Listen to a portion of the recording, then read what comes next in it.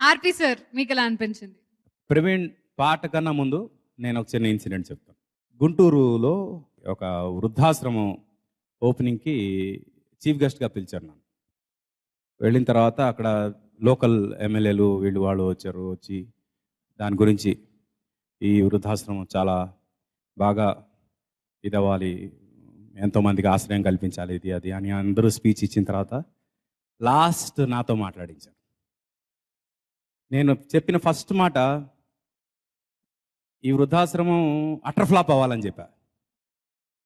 అందరూ ఆశ్చర్యపోయారు.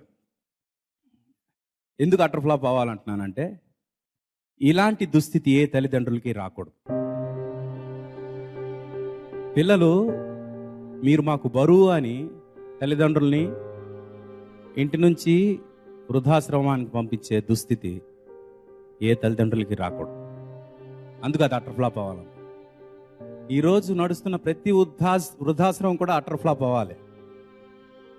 ఎందుకంటే పేరెంట్స్ ఎన్ని సాక్రిఫైస్లు చేశారు మీరు పెరగడానికి, మీరు ఎదగడానికి, మీరు మనుషులు అవడానికి. జస్ట్ లైక్ దట్ మీరు మీ పేరెంట్స్ని అలా ఓల్డ్ ఏజ్ హోమ్లో ఎలా వదిలేస్తారా? I still don't understand. దేవుడు కనిపిస్తున్నాడో లేదో నాకు తెలీదు.